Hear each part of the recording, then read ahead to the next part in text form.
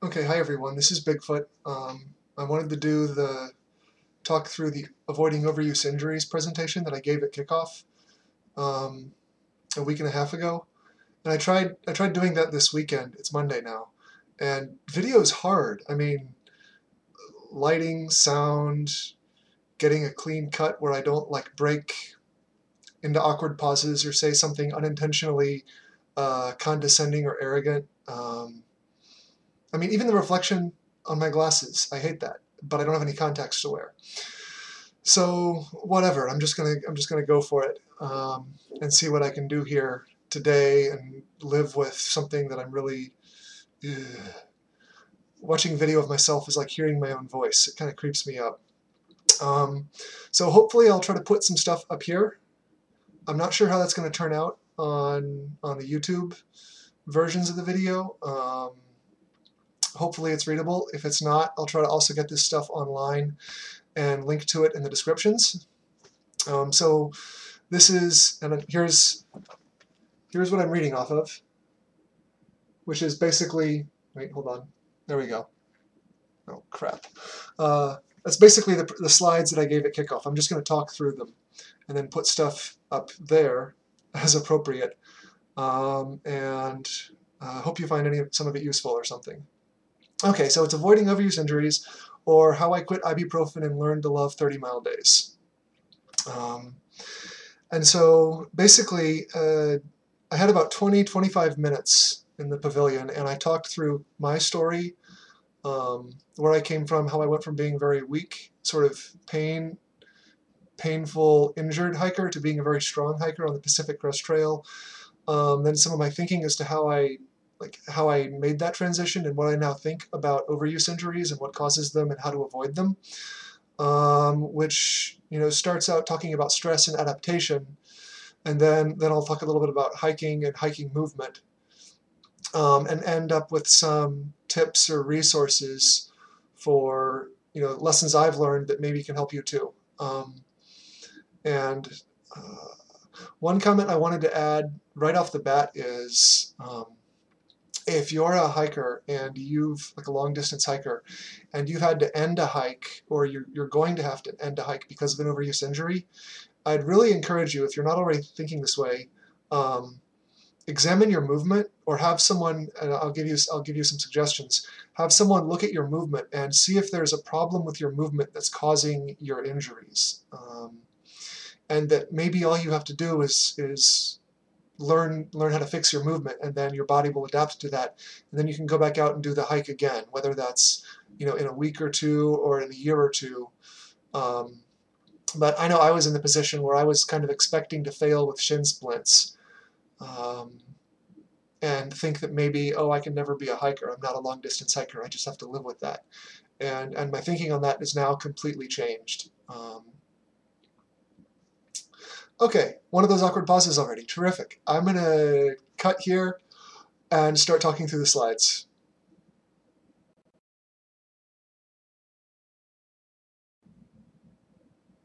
Okay, so at this point, I'm kind of an amateur hiker, I'd say. I've got the Appalachian Trail done in sections and the Pacific Crest Trail now.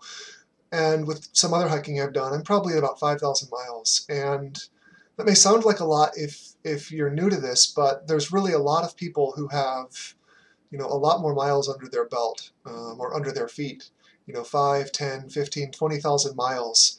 So take everything I'm saying as just like, one hiker to another. And I know I'm a better hiker now than I was before I started the Pacific Crest Trail, and I'm even a better hiker than I was, 1,000 miles ago. And I'm still, not.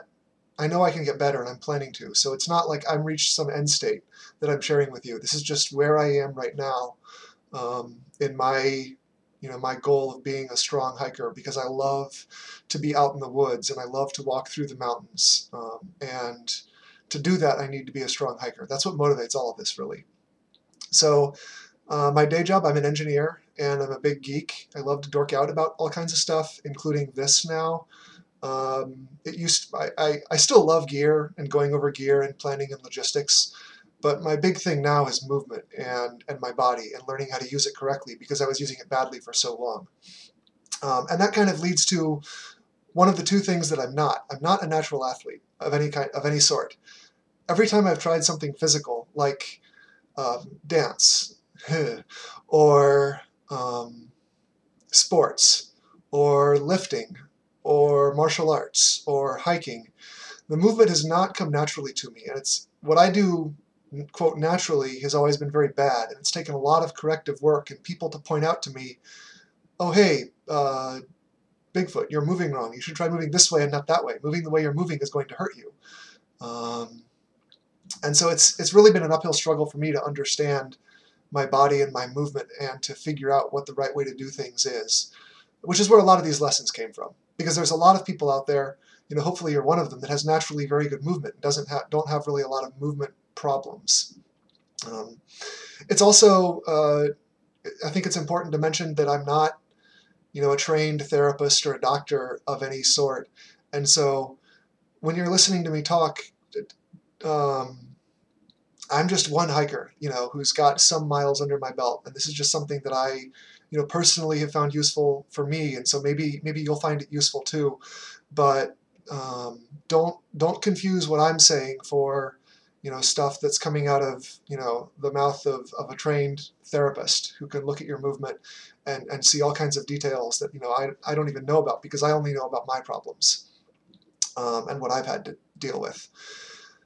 Okay. Cut that out. So I've hiked the Appalachian Trail. I did it in 2 pieces, and that was awesome, and I learned a lot. I did that in my early 20s. But the important things that are relevant to the avoiding overuse injuries thing is that by the end I was in pain all the time, and so I was taking ibuprofen all the time, 600, 800, maybe 1,000 milligrams a day, depending on the terrain and how hard I was hiking. And walking around town made my foot hurt. Specifically, it was pain under the ball of my foot. If there are any of you that knows what that feels like. But if I walked hard around town, not only would it be pain there, but it would give me shin splints, hence the ibuprofen. And so my miles were limited. Even for the Appalachian Trail, I was not doing big mile days. And after the Appalachian Trail, I took my super feet and I added custom cushioning under the metatarsals. And I was really careful about how I was walking just because of the pain. And those problems persisted for a long time. For years they chased me, and they still do actually. Although I now understand a lot. I understand a lot more about the causes of them and how to deal with it. And that's something I'm working through right now, actually. This year, I kind of want to see if I can really get to the root of my walking and running problems and fix those, repattern my movement. And hopefully that works, but we'll see. Okay. So the PCT. I hiked that last year in 2010, and basically, when I had decided to do it, I hadn't really discovered anything about my problems. So I was still expecting to fail. Up until right before I left for the trail, I was expecting that shin splints would take me out by Big Bear. So I was kind of surprised. I was surprised that I finished in the end without injury, and really without a lot of ibuprofen. The only times I needed ibuprofen was when I had pushed myself too hard and was near injury. And so I'd slow down, and I'd watch my body, and I'd use the ibuprofen to sort of help the inflammation as opposed to masking pain. And I was able to finish. And I was really surprised by that, and I'm really happy that that happened. And so there's a story which hopefully I can tell reasonably briefly here about how I figured all that out. And so 3 weeks before the trail, I went on a test hike. My first training hike for the PCT, 3 weeks before I was going to leave. I had 15 pounds in my pack, and I went to a nearby state park, and I set out. And so after about 2-3 miles, there was enough pain in my foot, my right foot especially, that I had to stop and rest and stretch it out. And okay, that kind of sucks. Maybe I'm just getting warmed up. Well, 2 or 3 miles later, it's back. The pain is enough that I'm beginning to limp, or my hike is turning into a hobble. kind of. So I stop and stretch it out again, and this is kind of depressing. So I turn around and go back to my car and put my pack away and go home to be depressed about this, because I'm 3 weeks out from an attempt on the Pacific Crest Trail, and I can't manage, 5 miles with 10 pounds in my pack. What's that about? There's another one of those awkward moments I wish I could get rid of. So the next day, Sunday, I was walking around my neighborhood without a pack on, without monitoring, my speed or trying to do anything. But I noticed my right leg was straightening out midway through my stride with every step, whereas my left leg was not. And this got me thinking, and so my right leg has always been the problem leg, and I wondered if these two things were related. So I did some thinking, and I won't lay out that chain of thought here because it takes me a while to go through, but I had a physical therapy appointment on Wednesday. And before I went into that appointment, I went for a hike because I wanted, the therapist recommended that I be sore, I'd be stressed so that the symptoms would be more obvious when he was trying to assess me. So I went for a hike, and I hiked as hard as I could back at the same place I had hiked on Saturday for about an hour with maybe twice as much weight in my pack. And the only difference I made was I didn't let my right leg straighten out during my stride. I made sure that the knee kept flexing. And by the end, I'm exhausted, I'm sweaty, I'm out of breath. But there was like maybe 1/10 of the discomfort and the pain, which was a real surprise to me. I was kind of giddy with it. So I went in to talk to the therapist, and I mentioned, well, blah, blah, blah, foot pain, blah, blah, blah, my gait, blah, blah, blah. And so he took a look, and he did an assessment. I think it was some kind of whole body functional movement assessment. And now that I've done a bit more research, not sure. And he looked at me run and said, yeah, you should work on your form, basically. And he gave me some good tips and some good references to get started on. And so 2 weeks later, I was leaving for the trail. And so I had 2 weeks to work on my gait. And I started the Pacific Crest Trail with a brand new way of hiking, which is really more like a barefoot running style gait, if you know what that's like. And you can easily Google it and find video. I had a brand new gait, which wasn't yet burned into my body, so I had to constantly monitor my movement because my old patterns would come back, and then with them would come the pain. But because there wasn't pain, I didn't need ibuprofen as much. And so now I found that I was much closer connected to my body because I wasn't muffling its voice, so I could hear what it was saying, so to speak. And so now all of a sudden I discovered that my body would tell me when I was moving badly. The pain which I had been ignoring or muffling with ibuprofen was now a message. It was saying, "Oh, you should check up on me.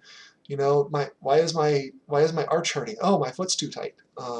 Or whatever. I'd scan for problems, which was a different way of relating to my body on a hike that I had used on the Appalachian Trail. And so I also stopped letting myself compensate. So previously, when something hurt, I would adjust my movement so that I relied on other things, thinking that if I would take the stress off of the overused part or muscle or joint, that it would recover. But it turns out what I now think is what I was doing is I was taking my, making my movement really unbalanced and asymmetrical, and then burning that in. And so that compensation turned into maladaptation, and now I'm left with the what do you call it? The wreckage of that. My body has all this bad movement pattern into it that I have to do a lot of work to undo. And so what I should have been doing, and what I did do on the PCT, is when something started hurting, I would take the stress off of it, not by changing my movement, but by just slowing down until there wasn't as much stress. And that way I was able to keep my movement, as good as I could do, while my body was recovering and I was making forward progress. And I'll talk a little bit more about that at the end of this. So basically, on the PCT, I became a strong hiker, and I realized the way I did it was by realizing that everything that I thought about hiking was wrong. It wasn't about, hiking isn't a game of long distance injury management, like I had thought on the Appalachian Trail, and it wasn't about finding the right combinations of shoes and insoles, and it wasn't about having all of the best gear and everything else. It was really all about movement, and the pain and the injuries that I'd have had to deal with and manage were just symptoms. They weren't problems. They were symptoms of bad movement. And by fixing my movement, a lot of those symptoms went away. And so that was a big paradigm shift for me, which is really the whole point of this video, is if some of you want to make that shift too, or that can help you, I want to just get this out there. Even if it means me, awkward pauses and embarrassing whatevers. So the lesson for me was fix my movement, change my body, and that would be, I'd encourage that for you guys to think about. That's a bad sentence structure. Okay, next section.